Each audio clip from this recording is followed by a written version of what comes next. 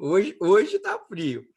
Gente, muito bem, vamos lá, vamos começar, né, o nosso estudo de hoje. Feliz pela presença de todos. Nós temos falado sobre o relacionamento com Deus, esse aprofundamento de relacionamento com Deus, e nós então começamos a falar sobre a questão da saúde, né, a saúde espiritual, algo que nós devemos manter vivo em nós, termos uma vida espiritual saudável. E eu comecei a falar então para vocês sobre algumas coisas, sobre decisões e disciplinas que nós podemos praticar para mantermos e termos essa saúde espiritual.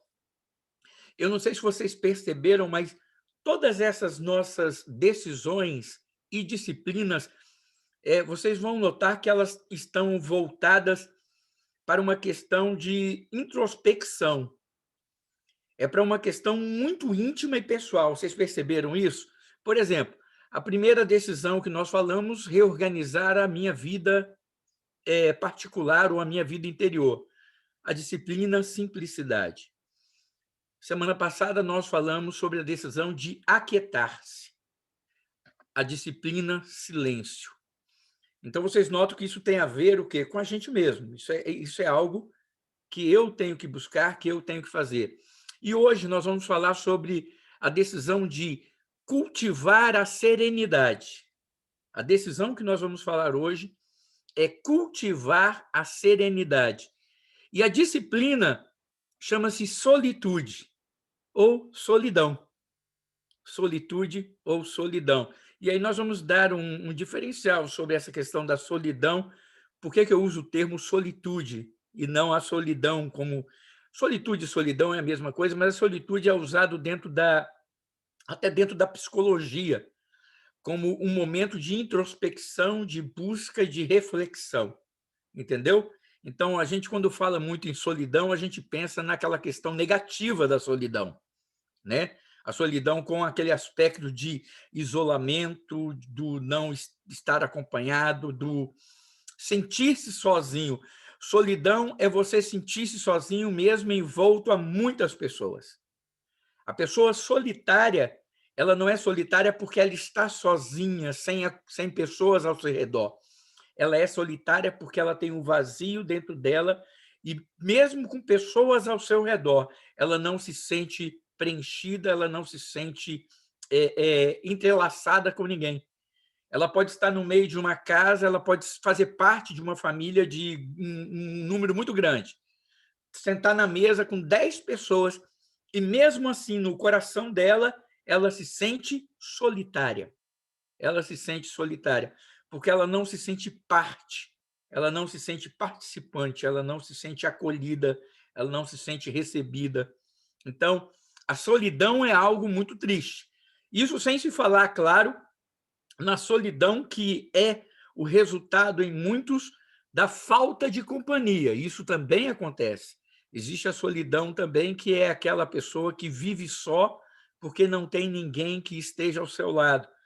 A gente vê isso muito em asilos, né? Especialmente no Brasil. Eu não conheço muito asilos aqui dos Estados Unidos, na verdade, eu não conheço nenhum. No Brasil, isso acontece. As pessoas, às vezes, são levadas, filhos, parentes, né?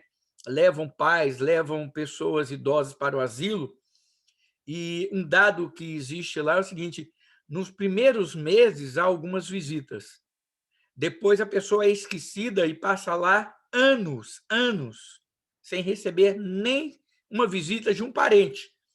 As visitas que aparecem são pessoas esporádicas que vão e terminam conversando.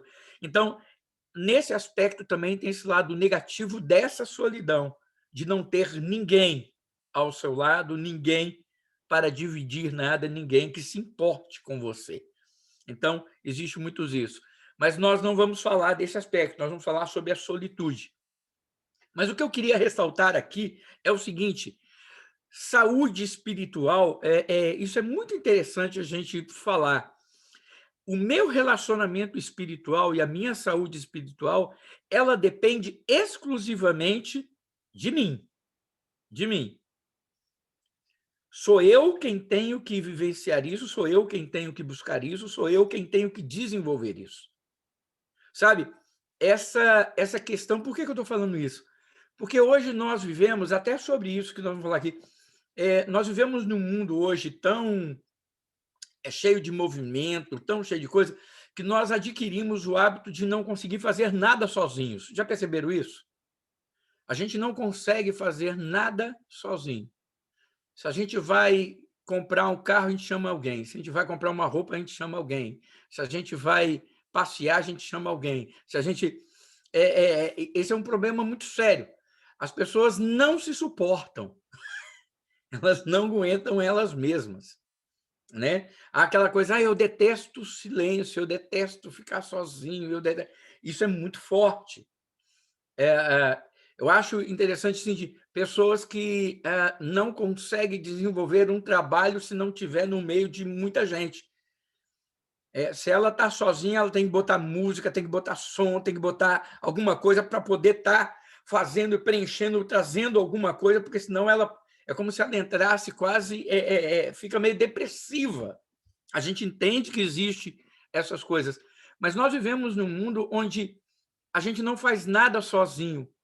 E, ao mesmo tempo, a gente começa a criar uma dependência dos outros para muitas coisas.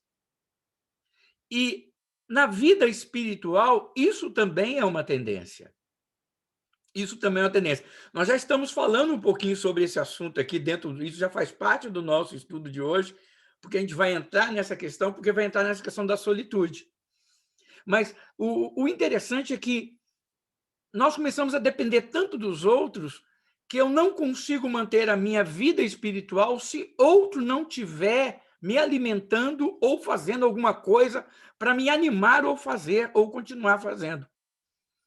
Por exemplo, nós vivemos no meio de uma geração onde nós precisamos ser motivados para viver a vida cristã. Não é verdade? Olha só. Irmãos, vamos ler a Bíblia. Pastor não vive falando isso? Irmãos, vamos orar. Irmãos, vamos ajudar uns aos outros. Irmãos, vamos... Olha só, aquilo que devia ser algo natural na vida do crente tem que ser motivado por outros constantemente. Irmãos, vamos para a igreja. Olha, sabe qual é hoje uma das maiores funções de um pastor? Animar e convencer as pessoas de que elas têm que vir à igreja. Pode parecer absurdo, mas é. Hoje, uma das coisas que mais se espera de um pastor é que ele convença ou traga pessoas para a igreja, no sentido de que ele motive, através de alguma forma, pessoas para virem à igreja. Sendo que, alegrei-me quando me disseram, vamos à casa do Senhor. Ir à igreja, o fazer isso tem que ser algo tão gostoso, tão prazeroso, resultado da minha vida e da minha comunhão com Deus. Estão entendendo o que eu quero dizer, irmãos? A gente tem que ter muito cuidado, porque hoje nós estamos vivendo uma dependência dos outros tão grande que nós não estamos desenvolvendo a nossa própria vida, a nossa própria identidade espiritual com Deus. A nossa eu vou falar identidade espiritual. Sabe por que eu falo identidade espiritual? Por exemplo, Iracema e Thomas estão ali, né? O juntinho, vocês vê os dois ali, olha lá, na cadeirinha, um olhando para o outro, a Missy pula no colo de um, vai para o colo de outro, ela dá tchauzinho. Que maravilha. Os dois têm uma maneira única de se comunicar. Não tem? Tem. Os dois têm uma maneira única de se relacionar. A forma como este casal se relaciona não vai ser do mesmo jeito que eu e Elisângela, que Marciana é esposa, que Thelma e Clóvis. Não vai ser. É uma maneira única, específica. Eles se comunicam dessa forma, eles fazem isso. Eles têm uma identidade como casal. Por quê? Porque eles se comunicam, eles se relacionam. E esse relacionamento entre eles traz essa identidade de casal para eles. Irmãos, nós não temos identidade com Deus. Em que sentido? Como é que Deus fala comigo? Como é que Deus... Sabe, irmãos, o meu relacionamento com Deus ele já vem de tanto tempo que eu já criei uma identidade. Eu sei quando Deus está falando comigo, eu sei quando Ele está me chamando a atenção, eu sei quando Ele está brigando comigo, eu sei quando Ele... Vocês estão entendendo o que eu quero dizer? Eu já sei disso, por quê? Porque eu tenho esse relacionamento com Ele. Então, automaticamente, porque eu desenvolvo isso na minha vida pessoal, eu ouço, eu tenho, Ele fala comigo e eu sei. Quando Ele fala e eu não quero ouvir, eu já sei... Olha, eu não ouvi, já vem, já vai vir aí aquela bronca e lá vem, sabe? É desse jeito. Se eu sou teimoso, se eu sou rebelde, né? Porque eu sou assim também, viu, irmãos? Eu sou um pastor meio, né? Vocês sabem como é que é, né? Meio humano. Então, essas coisas acontecem. E aí, Deus, eu já tenho isso, então eu tenho que ter isso. E aí, quando nós não temos isso, a gente cria o hábito de esperar que outros façam isso por nós. Que outros transmitam isso para nós. O que Deus quer de mim, o que Deus pede de mim, o que Deus vai fazer por mim. Irmãos, e nós temos que entender uma coisa: relacionamento com Deus é algo extremamente pessoal. Eu sou casado com Elisângela, mas o relacionamento de Elisângela com Deus é um e o meu é outro. O que Deus fala para Elisângela é uma coisa, o que Deus fala para mim é outro. Como Deus age na vida dela é de uma maneira, como Deus age na minha é de outra maneira. O tempo de Deus na vida dela é um tempo, o tempo de Deus na minha vida é outro tempo. Ou seja, apesar de estarmos juntos, convivendo juntos, somos uma só carne, nós somos indivíduos tratados de maneira singular por Deus. E aí é que está a questão. Eu tenho que contar com ela, claro, eu conto com ela, ela é minha esposa, ela conta comigo, eu sou esposo dela. Mas, no que concerne a vida espiritual, a relacionamento com Deus, ela não Deus por mim, nem eu por ela. Eu é quem tenho que fazer isso. Ela é quem tem que fazer isso. Eu posso orar por ela, eu posso pedir por ela, mas eu não posso ter a vida espiritual por ela. E essa é a questão que nós vemos aqui de uma forma muito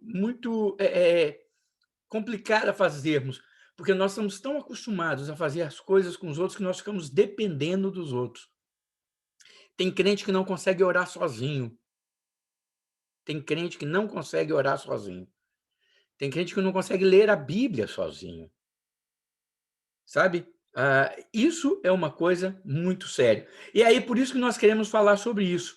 Irmãos, muitos de nós hoje não suportamos solidão. Não suportamos solidão.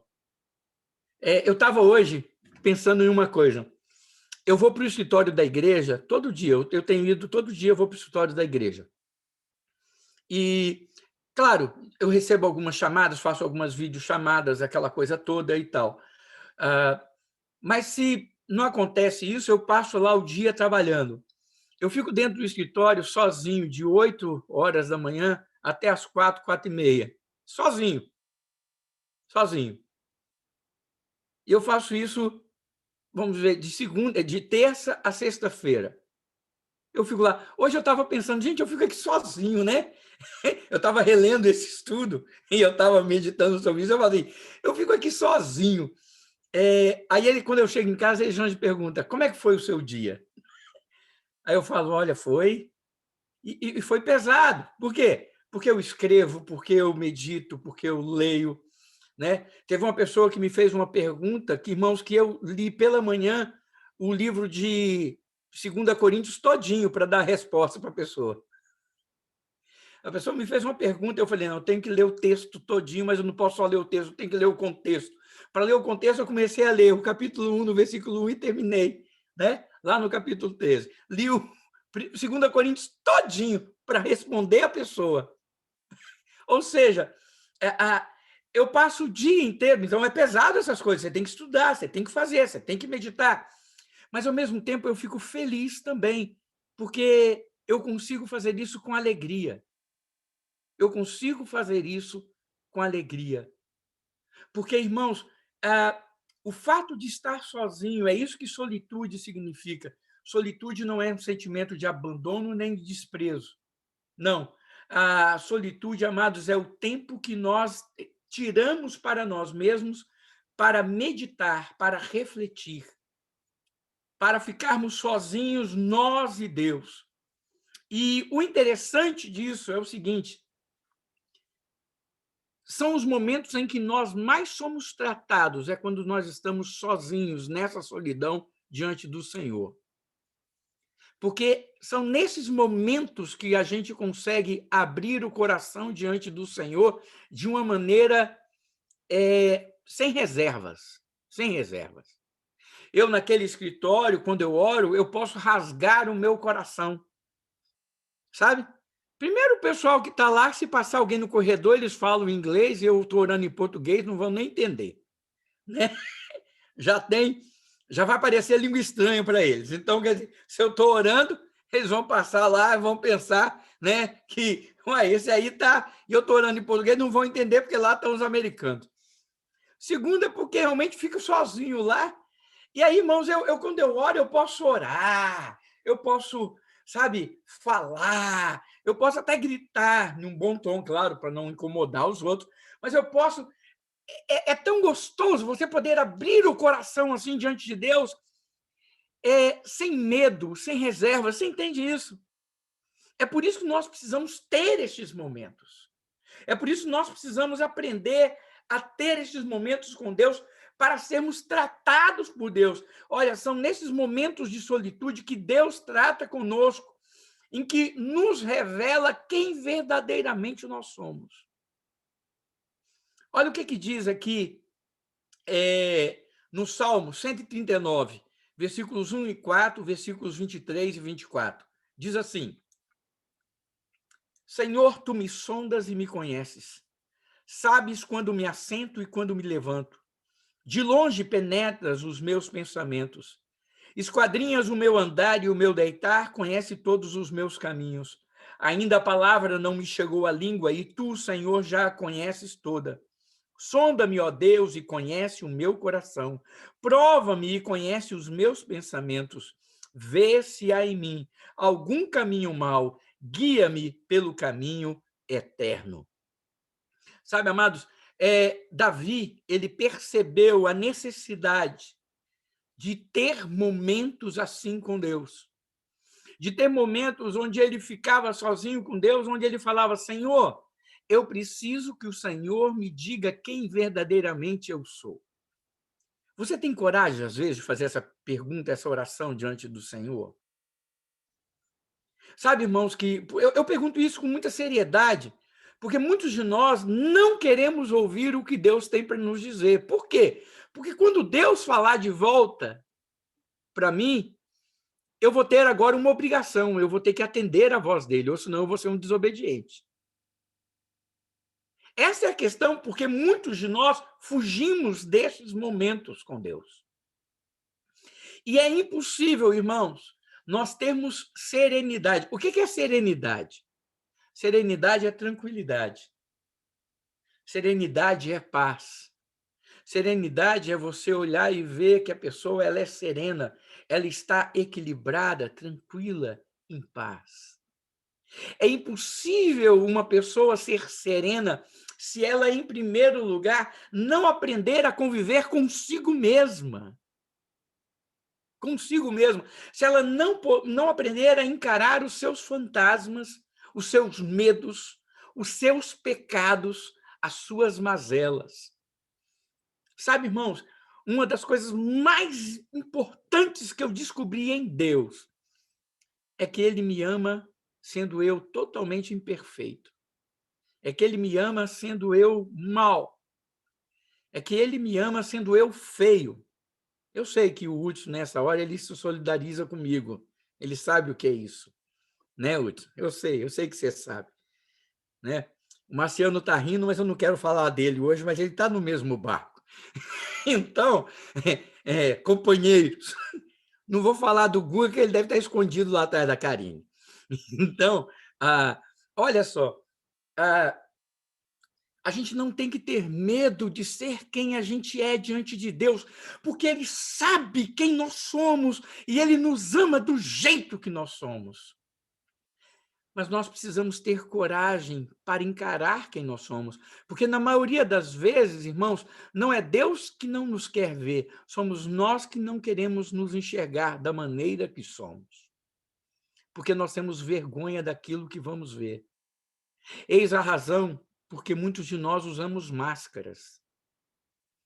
Existem muitas máscaras que nós usamos, máscaras sociais, máscaras religiosas, né? Máscaras morais. Muitos de nós usamos máscaras para enganar os outros. Para enganar os outros. Mas muitos de nós usamos máscaras para nós mesmos, porque nós não queremos revelar a nossa feiura. Nós não queremos revelar o monstro que nós somos. Porque se nós tiramos as máscaras, o que vai aparecer por trás dela é muito feio. E nós mesmos não gostamos daquilo que vemos. Então, é por isso que o salmista Davi, ele faz essa oração de uma maneira realmente muito própria. Ele faz essa oração e ele diz o seguinte, só um minutinho, eu estou num estudo bíblico, daqui a pouco te ligo, uma pessoa... Valeu. Eu sempre deixo desligado, mas é uma ovelha que eu estou buscando. É uma ovelha que eu estou atrás, ele me ligou agora, eu vou ligar para ele daqui a pouquinho. Então, olha só, a gente usa essas máscaras, a gente usa essas coisas porque a gente tem medo de revelar quem nós somos, de mostrar quem nós somos. E aí a gente fica com esse trauma. Mas, amados, Deus nos ama exatamente desse jeito. E aí Davi faz essa oração, que é uma das orações mais profundas que existe na Bíblia. Ele fala, Senhor, sonda, tu sondas e me conheces. Tu sabes quando eu me assento, quando eu me levanto, o Senhor sabe. O Senhor penetra os meus pensamentos, ou seja, não só aquilo que eu falo e faço, mas aquilo que eu penso e não tenho coragem de mostrar para ninguém. O Senhor conhece. O Senhor conhece. Tozer. Vocês veem que eu cito muito Tozer, né? Realmente é um escritor que eu gosto muito também. Tozer, ele fala o seguinte, aquilo que você pensa, sem que ninguém esteja te influenciando, sem ninguém ao seu redor, esse é exatamente quem você é. Esse é exatamente quem você é. Aquilo que você pensa quando está sozinho. Aquilo quando não tem marido, esposa, filhos, colegas, patrão, empregados, amigos, irmãos, pastores. Quando não tem ninguém ao seu redor, você está sozinho. É quando você está no carro sozinho, sem o som ligado. E aí, a Iracema outro dia mesmo falou, né? Que quando ela está dirigindo, ela fica meditando. Aí o Thomas vai olhar para ela e falar assim, agora eu sei por que os acidentes acontecem. Não, medita prestando atenção no trânsito, tá, Thomas? Com certeza. Mas aquilo que a gente pensa quando a gente está sozinho, quando não há influência de nada, no que você pensa? Esse é quem você é. Essa é quem você é. Entende? E aí Davi, ele fala, Senhor, tu conheces esse que eu sou. Esse quem eu sou. E aí, ao mesmo tempo, Davi fala, será que eu também não me conheço? É claro que Davi se conhecia, ele se conhecia também. Ele se conhecia também. Mas ele aproveita desse momento, irmãos, olha, e isso só acontece, esse tipo de oração, esse tipo de relacionamento, só acontece quando nós temos uma solitude, quando nós temos um momento solitário, quando nós tiramos tempo para ficarmos sozinhos com Deus. Não é 1 minuto, não é 2 minutos. Eu vou mais longe, irmãos, não é nem 1 hora, é mais do que isso. Às vezes é dias. É dias.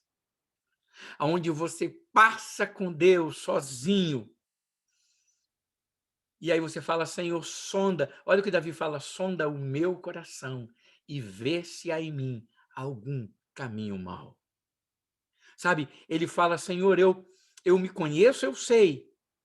Eu sei, aqui o Davi está dizendo o seguinte, eu sei que eu tenho guardado a palavra no meu coração para não pecar contra ti. Eu sei que o Senhor tem perdoado os meus pecados. Ele sabia tudo isso, Mas ele fala, mas Senhor, mesmo assim, eu olhando para mim, eu ainda me acho incapaz de me julgar. Eu quero que o Senhor vá mais fundo, porque o Senhor conhece realmente quem eu sou. Sonda o meu coração e vê se há em mim algum caminho mau.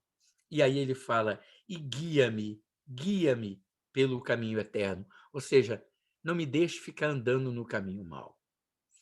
Nesse aspecto, amados, é que o apóstolo Paulo também recomendou no Novo Testamento que nós fizéssemos a mesma coisa.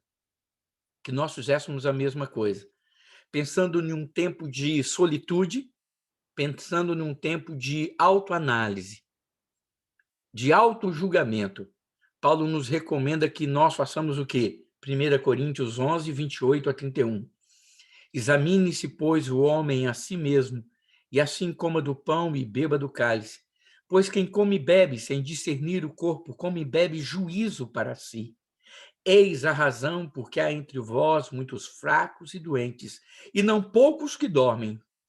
Porque se julgássemos a nós mesmos, não seríamos julgados. Não seríamos julgados. Aqui Paulo está falando que nós devemos parar e termos um momento de introspecção. Introspecção. A gente, geralmente, quando a gente faz a ceia, a gente cita esse texto, eu mesmo cito, é o texto, né, de 1 Coríntios 11, verso 23 e diante, um texto clássico da ceia do Senhor, a implementação da ceia. E a gente sempre pede, olha aí, faz uma análise, né? Introspectiva ali, durante a gente dá, na verdade, nem um minutinho, a gente dá alguns segundos introspectos ali, a pessoa abaixa a cabeça e reflete um pouquinho, falando com Deus, às vezes pedindo perdão, julgando, vendo a atitude do seu coração, vendo o que precisa ser confessado ou não, para participar da ceia. Mas, na verdade, esse exercício, ele não é um exercício que nós deveríamos ou devemos fazer na hora da ceia. Esse é um exercício que nós devemos fazer em nossa vida diária. Esse é um exercício que nós temos que fazer conosco mesmo de tempos em tempos. Olharmos para nós mesmos e julgarmos a nós mesmos. Porque se nós julgamos a nós mesmos, nós condenamos muito menos os outros. Na verdade, é isso que está envolvido aqui. Porque quando eu julgo a mim mesmo, quando eu paro e sou tratado por Deus, irmãos, eu vou ser sincero com vocês, vou ser muito, muito sincero, como sempre sou. Não há uma vez em que eu fale, Senhor, fala comigo o que preciso, o que, né? Fala comigo o que o Senhor quer de mim, o que o Senhor tem para mim. Deus fala algumas coisas boas para mim, sim. Não, algumas não, as coisas dele são boas. Ele fala tipo assim, Elcio, amém, meu filho, né? Você tem procurado fazer minha vontade, isso é bom e tal. Mas no final, irmãos, ele começa, mas você sabe que precisa. Aí ele começa a tratar. Você sabe que, olha, isso aqui e olha aqui, aqui. Então, irmãos, o que eu falo é, gente, é impossível nós pararmos para fazermos uma análise introspectiva e termos esse tempo com Deus sem não nos aprofundarmos nisso. E quanto mais eu conheço a Deus, mais íntimo eu me torno de Deus, mais profundamente Ele fala comigo, mais eu escuto a voz dEle, mais tratado eu sou. Nós precisamos entender isso. Sabe, o meu receio é que nós vivemos um tempo em que nós corremos tanto para fazer tanto. Nos preocupamos em fazer tantas coisas e temos nos esquecido de sermos tratados por Deus e termos o nosso tempo com Deus. Existe um livro chamado Por que tarda o pleno avivamento? Por que tarda o pleno avivamento? Eu li esse livro no seminário e eu lembro que eu estava trabalhando no escritório do seminário nessa época. Eu era estagiário e eu era assistente acadêmico do diretor e era minha função como estagiário. E eu lembro que quando eu li esse livro, sabe quando eu fiz, chega no capítulo final, o que eu fiz? Quando eu terminei de fechar o livro, A única reação que eu tive foi o seguinte: eu fui para dentro do banheiro do escritório, ajoelhei no chão do banheiro e chorei, e chorei, e chorei, e pedi perdão, e pedi perdão, e pedi perdão, e clamei pela misericórdia do Senhor. Eu acho que durante uns 40 minutos. Era a única coisa que eu conseguia fazer. Era a única reação que eu tive naquele momento. Sabe por quê?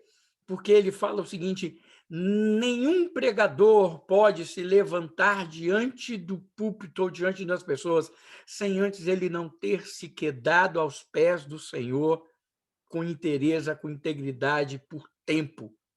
Sabe, não adianta, irmãos, homens ficarem de pé se antes eles não ficaram de joelhos.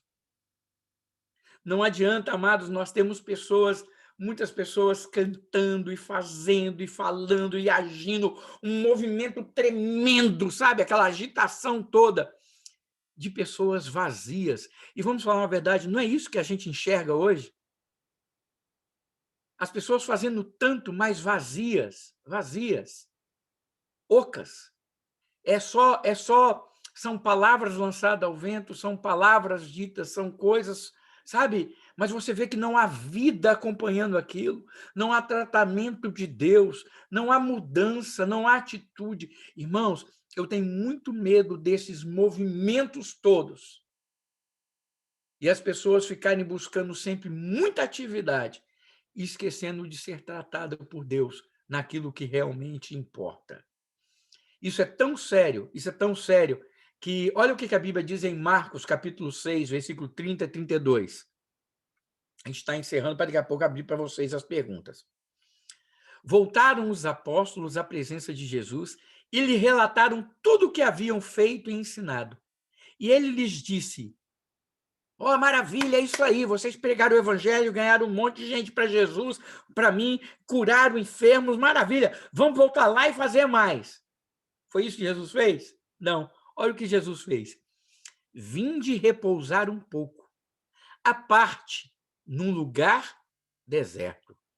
Porque eles não tinham tempo nem para comer, visto serem numerosos os que iam e viam. Então foram sós no barco para um lugar solitário. Amados, os discípulos, quando eles saíram para fazer a obra que Jesus havia mandado eles fazerem, quando eles voltaram, a Bíblia fala que Jesus viu o que eles haviam feito e ensinado. E ao invés de mantê-los no meio da multidão, ao invés de mantê-los lá com as pessoas, ele simplesmente falou o seguinte: não, vamos para um lugar solitário. Levou os discípulos para um lugar solitário, para um deserto, onde eles ficaram em silêncio, ficaram calados, porque eles precisavam o quê? Eles precisavam ter relacionamento com Deus. Eles precisavam se fortalecer. Eles precisavam de serenidade. Serenidade. Eles precisavam estar em paz para continuar fazendo aquilo que Deus os havia chamado para fazer. Irmãos, nós precisamos decidir, nós precisamos decidir pela serenidade. Cultivar a serenidade.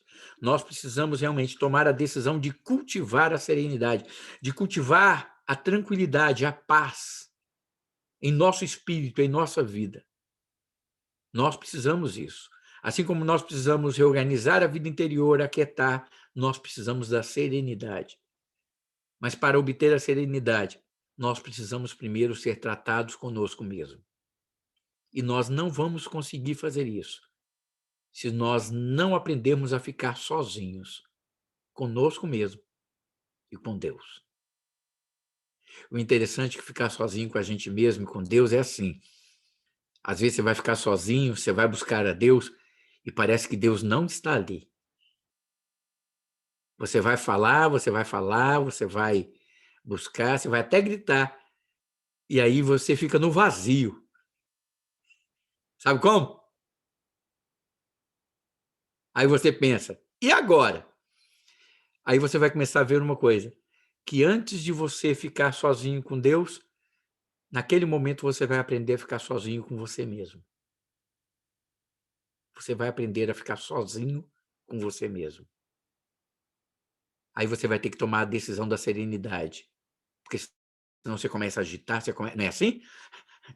Daqui a pouco você já não quer mais ficar sozinho, você quer fazer alguma coisa, você quer ligar a televisão, você quer ligar o computador, você quer ir para o celular, você quer...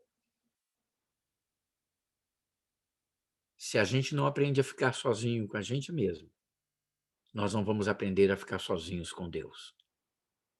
Entendem isso? Difícil, né? Mas é necessário.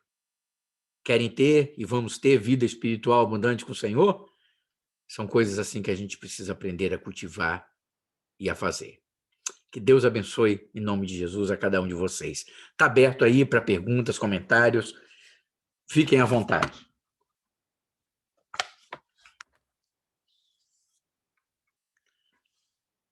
Pastor, Oi. esse final aí foi para mim, viu? Nossa, a carapuça entrou assim, olha. Obrigada, viu, por ficar Amém. alerta. Amém. Mas entrem todos nós, Bons Marlene. conselhos. Amém. Amém. Pastor, não é uma pergunta, é só complementando, realmente. Não, olha, não precisa ser pergunta, não. Pode, exatamente. Pode falar, gente, porque aquilo que vocês trazem como experiência edifica e ajuda a gente. Por favor, Isabel. Não, e realmente eu falo assim, desde o início do estudo, né, é um processo, né? A gente vai observando isso daí. E interessante que eu falo assim, o que eu tenho entendido, a partir de cada estudo, eu venho me tratando também e falei, peraí, isso... Porque é o que você falou, muitas vezes na correria, você deixa, você não para, você não tem muitas vezes o tempo sozinho, né? Aquele tempo para você estar ali. E até mesmo que muitas vezes isso é doloroso. Eu falo que isso não é tão simples, né? Não, dói. Ter um tempo só com você, você se olhar, você, sabe, entender, você pedir para que Deus sonda realmente seu coração, nem sempre isso é tranquilo. Na verdade, eu acho que a maioria das vezes isso dói, porque é quando a gente realmente vai se conhecer realmente, ver o quão pequeno nós somos, quão pecadores, quão falho nós somos, o quanto nós necessitamos realmente da graça de Deus, simplesmente. Mas que a gente precisa, é um exercício, é algo que precisa ser trabalhado, que a gente precisa nos policiar. E eu acho que, assim, o ponto principal é a gente reconhecer que a gente precisa. Amém. Né? Porque eu falo assim, você não consegue ajudar ninguém se a pessoa não entender que ela precisa de ajuda, né? Então, acho que o primeiro passo é assim, mesmo que talvez, isso não é uma prática, mas peraí, eu já entendi que isso eu preciso, de que eu preciso mudar isso, de que que isso é algo que vai me ajudar, que vai melhorar o meu relacionamento, a minha intimidade com Cristo, e a partir disso daí a gente tentar fazer uma rotina, tentar buscar isso constantemente, né? Mas realmente é importante, não é fácil, entendeu? Mas que é algo que é necessário. Eu concordo plenamente com você, Isabel, quando você fala que é doloroso. E eu vou usar um termo até mais forte, sabe? Às vezes é vergonhoso, sabe? Falou tudo, pastor. Às vezes o que a gente vai fazer diante do Senhor é vergonhoso. A gente sente vergonha de ser quem somos, mesmo diante de tudo que Deus já tem feito, nos ensinado. A gente sente a vergonha. Então, é difícil, sim. É difícil, sim. Por isso que é uma decisão e é uma disciplina. Então, é extremamente sério isso. E eu falo assim, agora me veio o senhor falando e eu lembrando, eu tenho uma filha de 5 anos. E de vez em quando eu falo com ela, Alice, você não pode fazer isso. E aí ela vai lá e repete de novo. Minha filha, mas eu já falei, por que você está fazendo isso de novo? Eu não sei por que eu estou fazendo de novo, eu não consigo, isso é difícil. E a gente ali não tentando. Mas quantas vezes nós também somos tão criança na presença do Senhor, né? A gente acha, porque a gente escuta, a gente sabe, a gente lê a palavra e a gente continua falhando, né? Então, quando que precisa amadurecer realmente na presença de Deus. É por isso que eu, pedagogicamente, eu gosto muito de Platão, porque Platão ele ensina que nós aprendemos pela repetição. É por isso que a gente repete tanto. É verdade. É por isso que na Bíblia o escritor de Eclesiastes fala assim: não há nada novo debaixo do sol.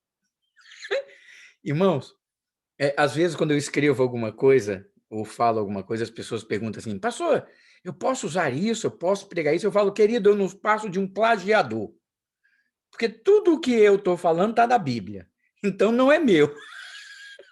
Nada é meu, é da Bíblia.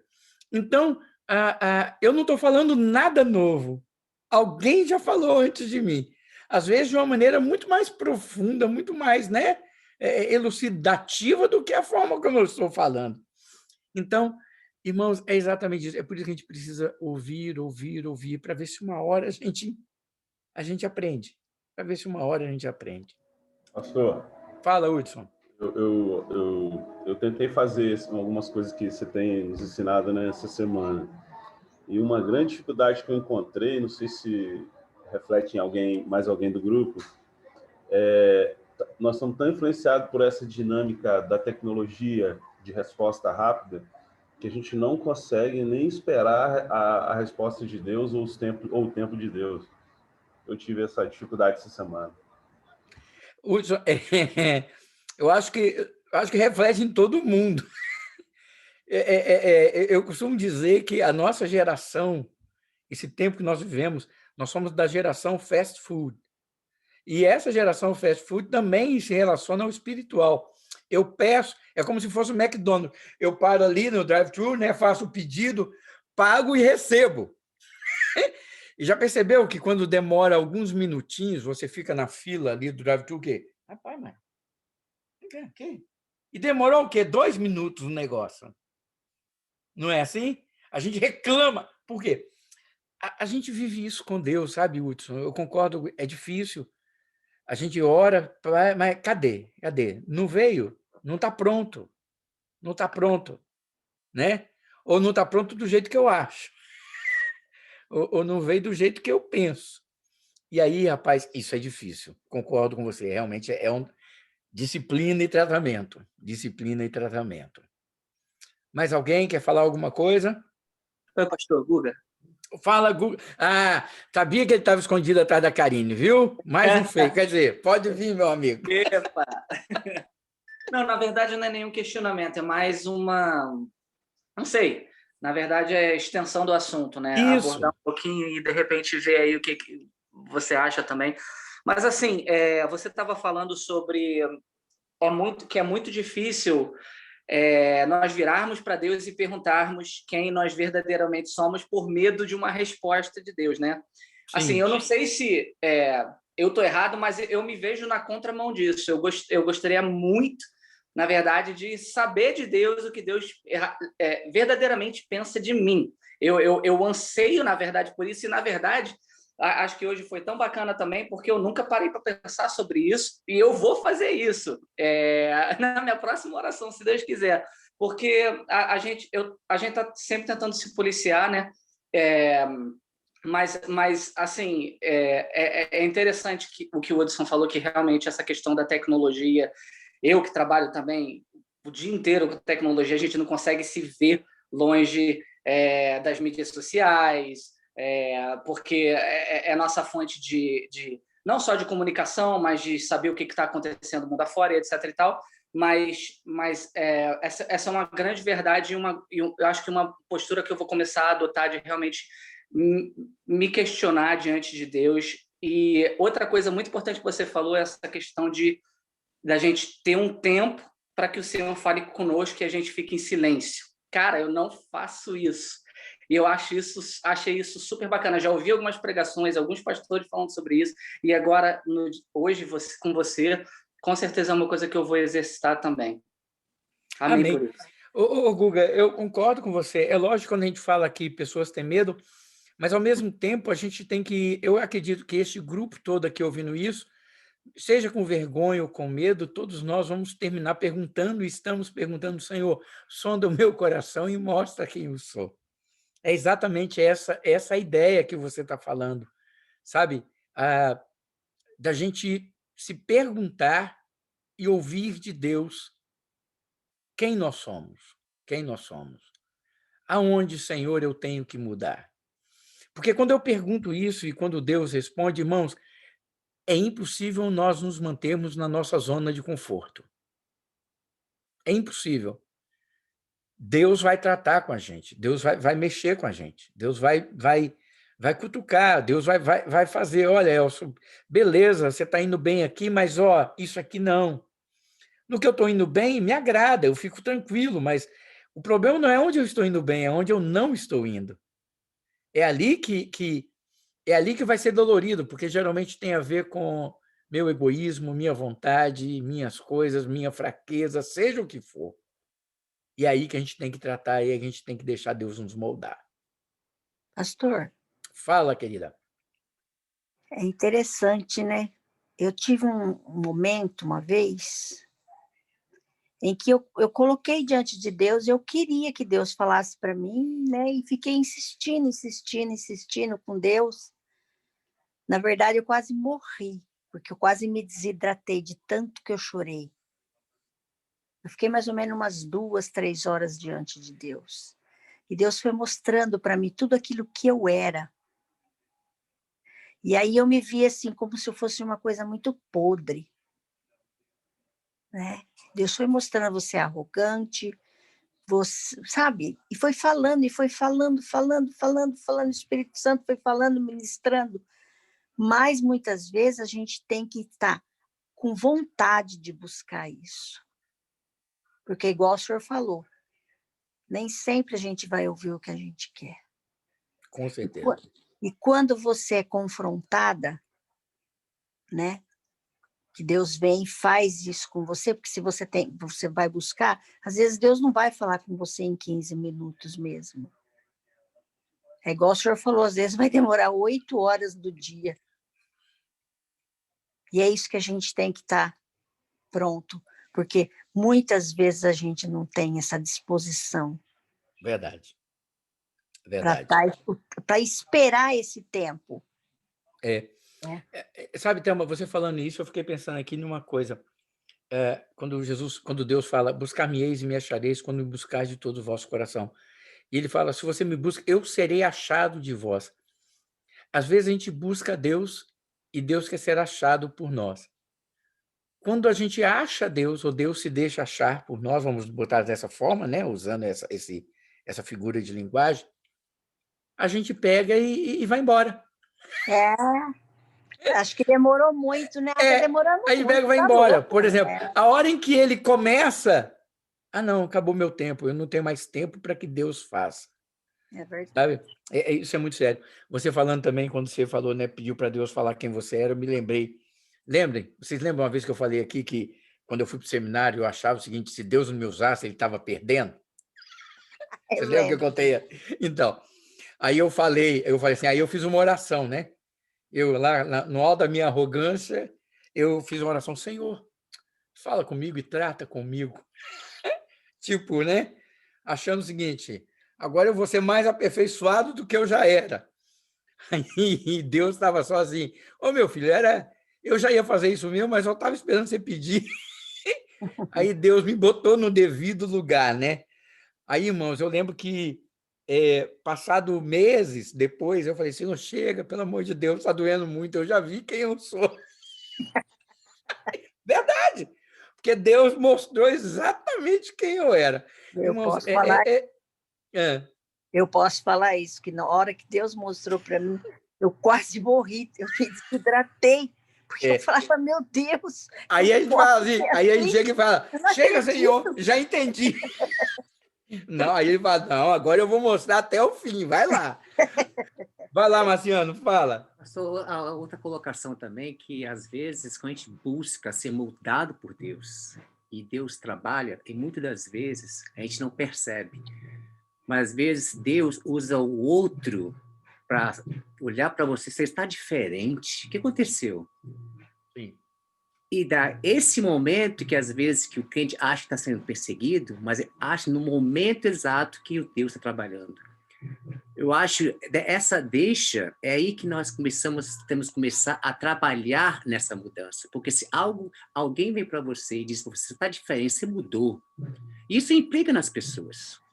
Isso implica muito nas pessoas, porque as pessoas querem ver você igual a ela, não querem ver você diferente. Então, quando você pede a ajuda de Deus a ser moldado, a mudar esse seu caráter, mudar esse modo de vida que a gente tem às vezes, e Deus trabalha, e a gente não percebe, mas no próximo diz pra gente que realmente você tá diferente, você mudou. Isso implica nas pessoas. A gente às vezes tem uma luzinha acende assim, pum! Aí tá aí o trabalho de Deus. Entendeu? Às vezes muita gente não percebe. Isso é muito real, sabe, Marcelo, você está falando. Às vezes a pessoa fala assim, você mudou, e você fala, eu não mudei nada. Por quê? Porque em você foi natural o agir de Deus, porque você está pedindo para Deus fazer e Deus está agindo em você e está fazendo em você. E você está tendo esse relacionamento com Deus e isso vai... E a gente nem percebe que houve isso. E é tão gostoso quando isso acontece, porque aí a gente fala, amém, Senhor, continua tratando, continua moldando. Vale a pena. Amados, fala, Jaque.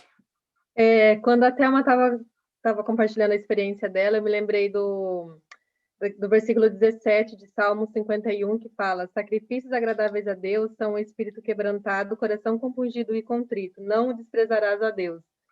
E eu creio que a gente consegue ter, né, reconhecer realmente, né, que a gente precisa do Senhor, ter esse espírito quebrantado, né, o coração compungido e contrito, realmente na presença de Deus, quando a gente entra e quando a gente escuta, quando a gente deixa Ele falar, que daí verdadeiramente a gente vai ter esse coração, né, ter esse espírito quebrantado, como diz a palavra aqui, que é o que agrada ao Senhor. Amém. Amém por isso, que isso aconteça. Gente, vamos orar então, encerrando esse momento? Espero que vocês tenham sido edificados como eu fui. Eu espero que vocês estejam saindo desse estudo tão abençoado como eu estou. Viu? Obrigado pela participação de vocês. Vamos